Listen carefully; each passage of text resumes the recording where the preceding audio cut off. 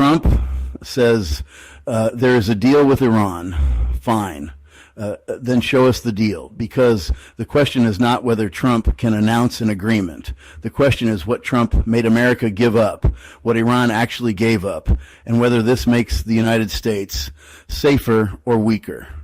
Right now, Trump wants credit for a victory before the public has seen the terms. That should concern everyone, not just Democrats, not just Republicans, everyone. Because when the issue is Iran, the IRGC, nuclear weapons, sanctions, shipping lanes, and American credibility, slogans are not enough. We need details. We need to know what Iran agreed to.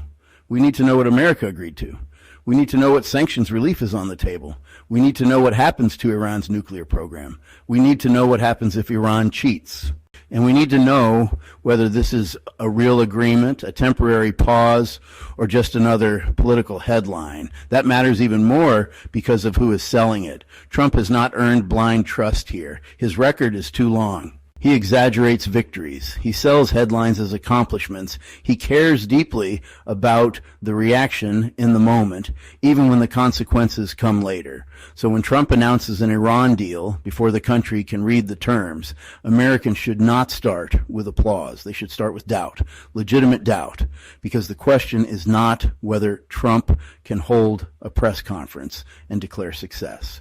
The question is whether he gave away American leverage for a short-term political win.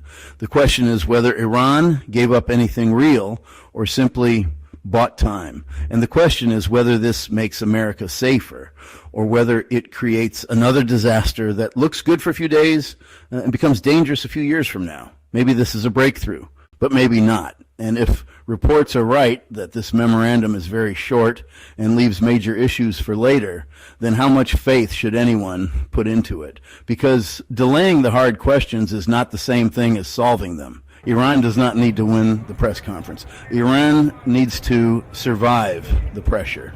That is the danger. If Iran gets sanctions, relief, time, legitimacy, and a pause in fighting while keeping the core of its power intact, then Trump will not have solved the problem. He will have dangerously delayed it. A bad deal can look like peace in the first week.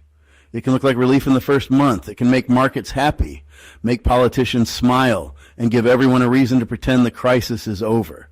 But if the deal leaves Iran stronger, richer, or closer to a nuclear weapon a few years from now, then it was not peace. It was a pause before the next crisis. This is why the details matter.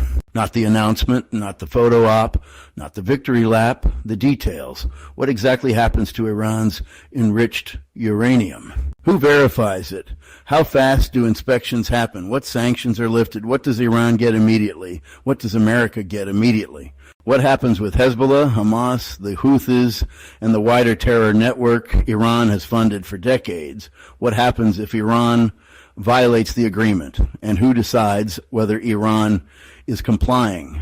These are not small questions. These are the entire deal.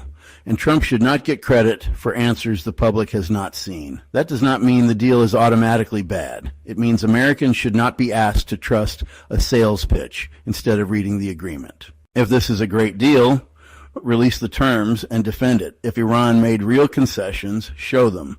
If the nuclear threat is truly being reduced, prove it. If the IRGC is being weakened, explain how. But do not tell the country to celebrate first and ask questions later. That is backwards. The right position is simple. Show us the deal, then we can judge it. Because with Iran, the question is never whether a president can announce progress. The question is whether the agreement actually makes America safer. And until we know what Iran gave up, Trump has not earned a victory lap. He has earned scrutiny.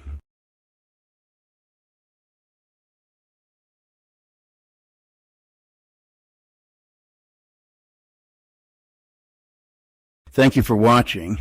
Please like this video. Please subscribe to the channel, and please share this with those in your life. Thank you again. See you in the next video.